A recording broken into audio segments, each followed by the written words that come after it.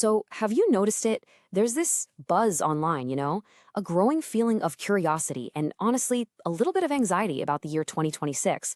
It's like we're all hardwired to want a little peek at what's coming. So, today, we're going to dive into some of the ancient systems people are turning to for answers to see what they might be telling us about what's just around the corner. And you can really feel it. This quote from a Reddit thread just nails the mood perfectly. There's this genuine sense of concern building around 2026, and it's pushing people to look into some really old traditions to try and figure out why. All right, so the first tool a lot of people grab is Western astrology. And we're talking way beyond your daily horoscope here. Think of it more like a personal math for your whole life's journey, almost like a blueprint for your own growth. And the heart of it all is your natal birth chart. It's literally a snapshot of the heavens, frozen in time at the exact second you were born. Now, astrologers don't see this as some fixed, unchangeable destiny. It's more like a guide, a tool, to help you understand your own strengths and challenges and get in sync with your life's natural flow.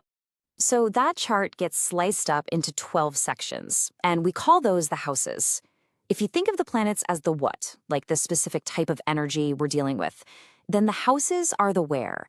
They're the different arenas of your life, the actual stages where all that planetary energy plays out.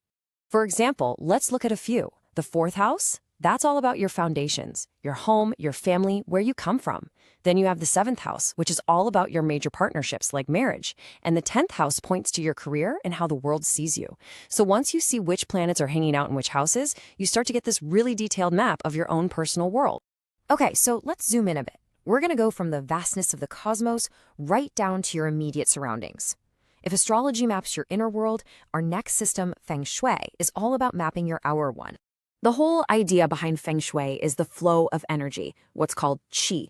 The goal is to arrange your space, your home, your office, so that this life force can move around freely and easily. The thinking is that this creates a supportive, balanced environment that helps you thrive.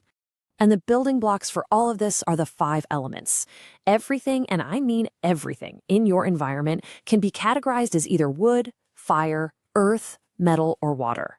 The whole trick is creating a nice, harmonious balance, because having too much of one or not enough of another can really throw the whole vibe of your space off kilter. So, how do you even figure out what's going on in your space? Well, practitioners use this really cool tool called the Bagua map. It's basically an energy grid that you place over your home's floor plan, and it shows you exactly which physical parts of your house are linked to specific parts of your life. And using it is actually pretty straightforward. You grab a floor plan, find the center of your home, and then you use a compass at your front door to get it all lined up. And voila, your home is suddenly divided into 9 zones or guas that correspond to things like wealth, love, and career. And once you spot an imbalance, maybe you've got a bunch of clutter in your wealth corner, or your career area just feels dead, you can apply these things called cures. They're usually really simple, symbolic fixes. A plant can fill an empty space, a wind chime can get stuck energy moving again, or putting a pair of something, like 2 candles, can boost the partnership energy. This story is just a perfect example of how it's supposed to work. It's a very direct cause and effect kind of thinking. The idea is that by literally changing your environment, by getting rid of that laundry pile, you can directly change what happens in that part of your life. So on one hand, we're looking up at the stars, and on the other, we're looking at the layout of our living room.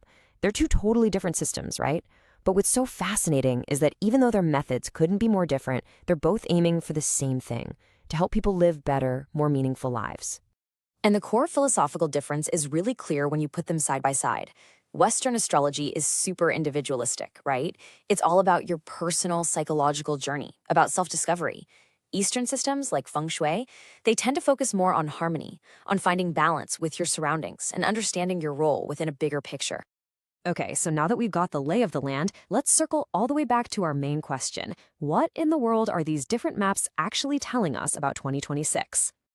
Well, according to Feng Shui experts, the forecast for 2026 has one very big, very obvious hole in it. The element of water, it is completely missing from the year's chart. Now, why does that matter? Well, in Feng Shui, water is the element that governs wealth and opportunity. So the prediction is that money luck just isn't going to flow naturally. It's something that has to be deliberately activated. And the recommended cures are things like using the colors black and blue, adding a small fountain, or even just placing a simple bowl of clean water in the middle of your home to bring back that missing energy. Now, let's shift over to the astrological forecast. The language here gets even more dramatic. People talking about this online are calling it a collective calcination, which is an old alchemical term for being purified by fire. Intense, right? So here's what's feeding that feeling. You have Saturn, the planet of rules and structure, and Neptune, the planet of illusions, both moving into the super fiery, aggressive sign of Aries. Historically, that kind of alignment has often lined up with times of major conflict. And then you layer on top of that the fact that 2026 is the Chinese year of the fire horse, the same as 1966. For a lot of people, all of this points toward a kind of cyclic purge, a really difficult but maybe necessary period of major upheaval. So all of this, it brings up a much bigger question, doesn't it? When we mess around with these systems, are we actually reading a blueprint for the future? Or are we just participating in a system of belief? The physicist Richard Feynman had this great term for this: cargo cult science. It describes practices that look and feel scientific on the surface, but are missing the real substance underneath. The name comes from these islanders after World War II who built fake runways out of bamboo.